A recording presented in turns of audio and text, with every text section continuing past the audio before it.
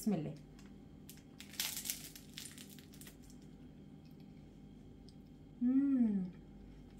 بقولك ايه، عندك لفه جلاش مركونه في الفريزر بقالها 200,000 سنه؟ قومي بسرعه طلعيها، هنعمل ملفيه من احلى لفه جلاش. احلى ملفيه هتعمليه اقتصادي وبسيط.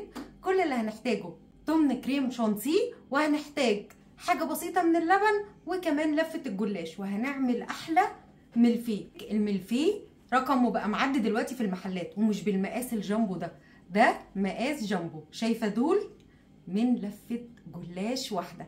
يلا بسرعه قومي طلعيها عشان نعمل احلى ملفيه. ما تيجوا ندوق الجمال ده. بسم الله.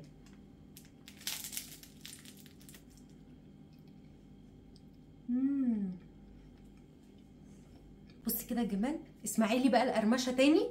احنا سمعنا القرمشه اولاني، نسمع القرمشه تاني. بسم الله. طلعتي زي ما قلت لك لفه الجلاش اللي بقالها 200 سنه في الفريزر. هتقومي فكاها ومقطعاها شرايح بالطول قد بعض زي ما انت شايفه كده. انا هعمل ازاي هتعملي. بصوا انا قطعت اول شريحه، بعد كده هاخدها احطها فوق التانية وهقطع كله بالشكل ده، وبعد كده هقسمها نصين زي ما انتوا هتشوفوا دلوقتي. سهله وبسيطه ومش هتاخد منك وقت ولا مجهود خالص. بنقطع شرايح طويله نفس الطول، وبعد كده هنقسم الشرايح الطويله دي اتنين. صار هي كده مش هتبقى طويله او كبيره، انت ممكن تقليها شويه لو انت عايزه تقلي شويه.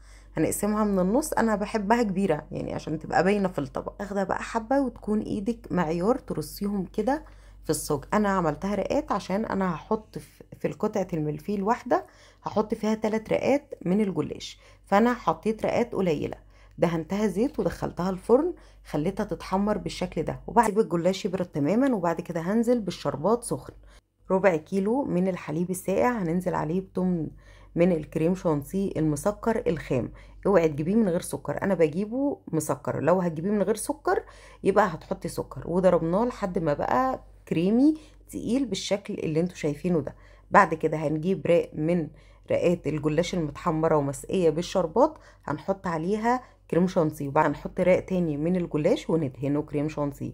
وبعد كده نحط راق تاني من الجلاش ونغطيه بالكريم شانتيه ونسيبها لحد ما نزينها. هوريكي انا زينتها بايه. انا كان عندي صوص اللوتس في التلاجة، وكان عندي صوص الشوكولاته، وكان عندي شويه بشر شوكولاته كده زينت بيه.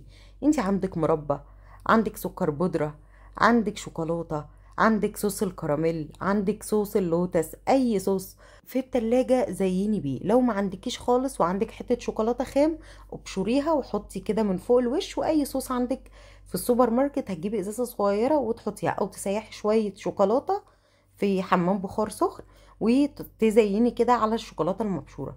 هيديكي شكل حلو وطعمه حلو وموفر، وبيتلم كل خاماته من البيت. بجد يا بنات جربوه، سهل وبسيط ومش هياخد منك مجهود. انا كانت الشوكولاته دي عشان انا بعمل حلويات كتيره موجوده في البيت، فلو انتي مش موجوده عندك ممكن تجيبي ب20 جنيه شوكولاته وتسيحها وتعملي كل الحلويات القمر دي.